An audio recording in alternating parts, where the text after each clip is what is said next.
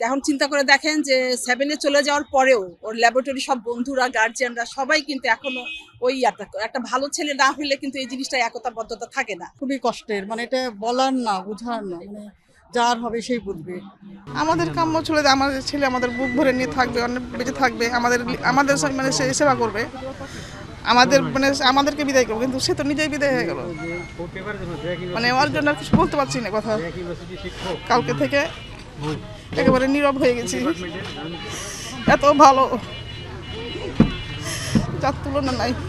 প্রশিক্ষণের ত্রুটি না যান্ত্রিক ত্রুটি, এবং প্রশিক্ষণ এবং যান্ত্রিক ত্রুটি দুটোই যদি হয়ে থাকে, এর জন্য দায়ী কে, এটা ফাইন্ড আউট করা এবং এটার উপযুক্ত বিচার হওয়া, এবং এটা বিচার বিভাগ তদন্ত হয়ে এটা বিচার হওয়া উচিত আর কি। আপনার কোয়ালিটি বলে শেষ করা যাবে না। খেলাধুলা, তারপরে কালচারাল সাইড বলেন, পড়ালেখা বলেন, সব দিকে এক্সপার্ট, এবং ভাইকে দেখে আমরা ইন্সপায়ার হতাম।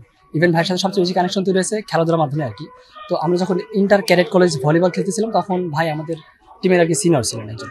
তো তিনি তখন কলেজ কালচারাল ডিরেক্টর, যেটা কি কলেজে কালচারাল টিমকে হ্যান্ডেল করে যারা। তো এই বোঝাই যাচ্ছে যে ভাই আসলে তার দিক নির্দেশনা, লিডারশিপে কোনো দিকে কমতি ছিল না। এবং যতদূর দেখছি সবসময় ভাই সবসময় একটা উষ্ণ হাসি বহন করে চলতো আর কি। যখনই দেখতাম হাসি খুশি মুখ, সিনিয়রের যে একটা দাপট টাপট, সেরকম ক্যারি করে যে জানতেন যে অনেক কিছু হয়, কিন্তু সেরকম কিছুই নেই। এবং ভাইয়ের যা আচরণ, যা কথাবার্তা, একদম ফার্স্ট ক্লাস। তো ভাইয়ের এইরকম হুট করে চলে যাওয়াতে পুরো ক্যাডেট কমিউনিটি এবং আমরা যারা ছোট ভাই, সিনিয়র, জুনিয়র, বিভিন্ন ক্যাডেট কলেজে সবাই খুবই বিষয়টা আমাদের খুবই আঁচ করছে আর কি। এমন মৃত্যু তো কমনই কাম্য না। ইভেন এখানে তো শুধু এক একজন দেখতেছি এক একভাবে ডিফেন্ড করতেছে। ইভেন আমাদের সোশ্যাল মিডিয়ায় কোনো কিছু ঘটলে তারা দুটো পক্ষ তৈরি হয় আর কি, একটা পজিটিভ, একটা নেগেটিভ। তো তারা এখানে ডিফেন্ড করছে যে ভাইয়ের এখানে দোষ ছিল, তিনি ল্যান্ড আগে অন্যদিকে করতে নিজের বাঁচার জন্যই করছে, ওই করছে, বিভিন্ন ধরনের ক্যাজুয়ালিটি আর কি কথাবার্তা আসতেছে। কিন্তু আসলে ওখানে যা ঘটছে তা তো আমরা বলতে পারতেছি না। ইভেন আমরা এটাও দেখছি যে এই এয়ারক্রাফট, এই যুদ্ধ এয়ারক্রাফটটা কিন্তু রিসেন্ট না, এটা বলা যায় পরিত্যক্ত, যদি আমি একটা সাধারণ ভাষায় বলতে চাই। তো সেইটা আর কি, সেটা তো রাষ্ট্রের দোষ, ভাইয়ের দোষ না। সুতরাং আমি মনে করি এটা পুরো রাষ্ট্রের গাফিলতি, এবং আমি চাচ্ছি এটার সম্পূর্ণ তদন্ত হোক। এবং তদন্ত করে, আমি চাইলে তো আসলে হচ্ছে না তদন্ত, যাচ্ছি আমি যখন জন্ম নিয়েছি দেশে, তারপর থেকে সবকিছু নিয়ে তদন্ত যাচ্ছি, কিন্তু কোনো কিছুই হচ্ছে না। তদন্ত কমিটি গঠন করে সবকিছু করতেছে, ultimately result zero. Another topic coming up and সব ঢেকে যাচ্ছে। কি বলবো, আমরা সবাই অত্যন্ত দুঃখিত, কারণ অনেক স্বপ্ন নিয়ে হয়তো প্রতিটা বাবা মা, ও যখন ক্লাস 7 এ পড়ে, 7 থেকে তো পালিয়ে ক্যাডেটে গেছে, কিন্তু আমাদের ছেলের ল্যাবরেটরি সব ছাত্র, ও 7 এ গেছে। এখন চিন্তা করে দেখেন যে 7 এ চলে যাওয়ার পরেও ওর ল্যাবরেটরি সব বন্ধুরা, গার্জিয়ানরা সবাই কিন্তু এখনো ওই একটা ভালো ছেলে না হইলে কিন্তু এই জিনিসটা একতাবদ্ধতা থাকে না।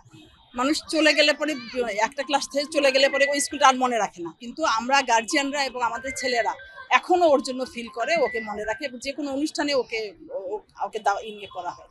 তাহলে কতটা একটা অমায়িক ছেলে হইলে পরে, খুবই ভালো, একদম হাসি খুশি একটা ছেলে। ওর সঙ্গে আমার লাস্ট দেখা হয়েছিল গত 1 বছর আগে, এক বন্ধুর বিয়ের অনুষ্ঠানে। হ্যাঁ, ওর বিয়েতে আমি ছিলাম না ইয়াতে। তখন যাই হোক, যখন ক্লাস, আমি বললাম যে বাবা, তোমাকে সে বাচ্চা বয়সে তোমাকে আমরা বিদায় দিছি, এখন তো অনেক তুমি লোক হয়ে গেছো, চিনতে পারছো? ওতে বলে কি আন্টি চিনবো না?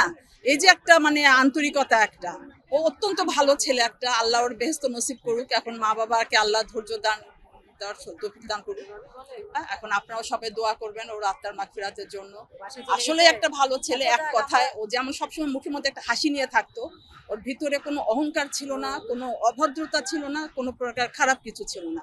আসলে একজন জেন্টল পারসন বলতে যা বোঝায় ও তাই। ও আমাদের সবার সন্তানের এরকম ভালো ছেলে হয় না, আমরা ভাবতে পারছি না, ভুলতে পারছি না। ছোটকালে সেই ওদের চেহারা, ওর সবকিছু মনে পড়ে, আমাদের খুবই খারাপ লাগে। হ্যাঁ, এই তো আমার ছেলেও খুব কাঁদছে, করছে।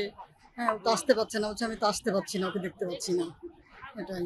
তো আমার সাথে দেখা হয়েছে ওদের, আমরা সব ওই যে এখনো আমাদের গার্জেনরা, ওর বন্ধুর মারা, আমরা সব একসাথে, কয়েক মাস পর পরে একসাথে আমরা হই, বাচ্চারা হয়, আমরা এখনো আমাদের এত সম্পর্ক।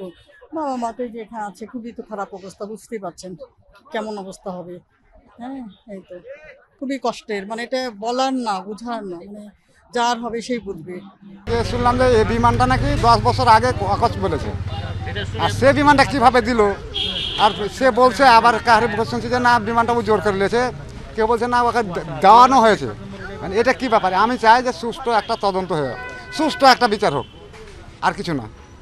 আমার ভাগনাটা সুস্থ একটা বিচার চাই আমি, আর কিছু চাই না আমি দুনিয়াতে। এই যে ধরেন 28 বছরের একটা ছেলে, তার তাজা প্যান গেল, তার ভেতরে 200টা লোকের ছেলে, এই যে ওই ছেলের প্যান গেল, তার বিচারটা অবশ্যই হওয়া দরকার এই বাংলার মাটিতে। এটাই চাই আমি, তাছাড়া কিছু চাই না।